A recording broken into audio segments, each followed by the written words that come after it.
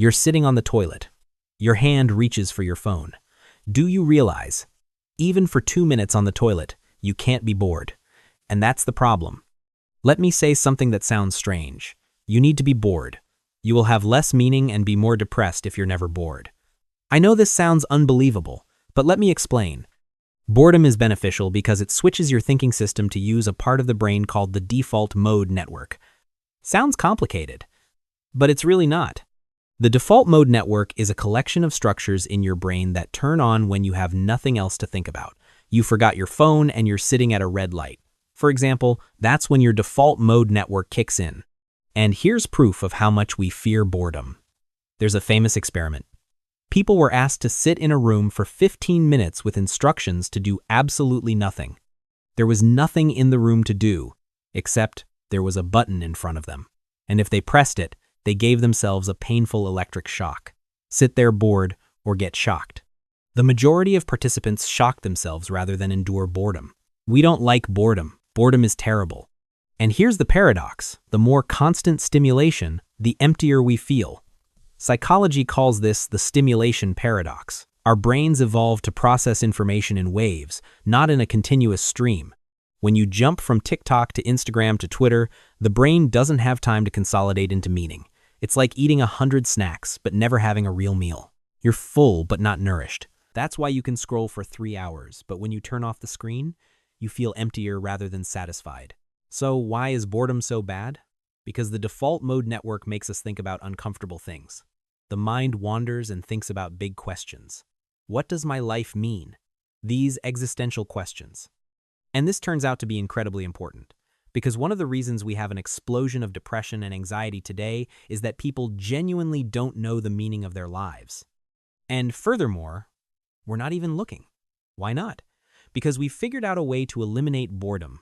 We've been able, almost completely, to shut off the default mode network in our brains. How?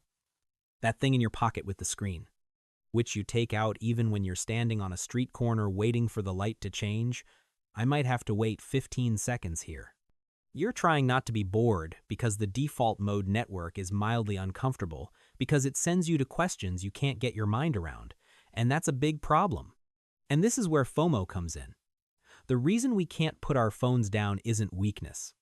It's FOMO, fear of missing out. This is an evolutionary psychological response. Our ancestors lived in small tribes. Who didn't know what was happening, got left behind. So the brain learned, not knowing equals danger.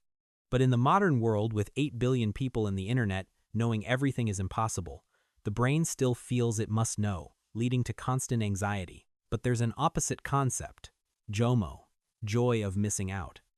Psychology shows that people who learn JOMO report significantly higher happiness because they realize, not everything is for me. Not every drama is my drama. Missing the news equals creating space for my life. There's a skill that no one teaches in school but determines quality of life, boredom tolerance. Like muscle strength, it can be trained. I have a friend. He's a writer. He told me this. My best ideas don't come when I'm scrolling. They come when I'm washing dishes, when I'm walking without listening to anything. When my brain is so bored, it starts entertaining itself. Research proves this. Boredom tolerance correlates strongly with creativity, deep focus, and long-term happiness. People with high boredom tolerance pursue long-term goals because they don't need immediate rewards. So how? You need to be bored. Be bored more. 3 simple protocols. 1. Gym without phone. Tomorrow, when you go to the gym, don't bring your phone. No podcast, no music. Just be in your head. You'll be surprised by the ideas that emerge. 2. Commute with nothing. Not even radio, driving, walking, subway, nothing. Just you and your thoughts. 3. Periods of 15 minutes or more of boredom.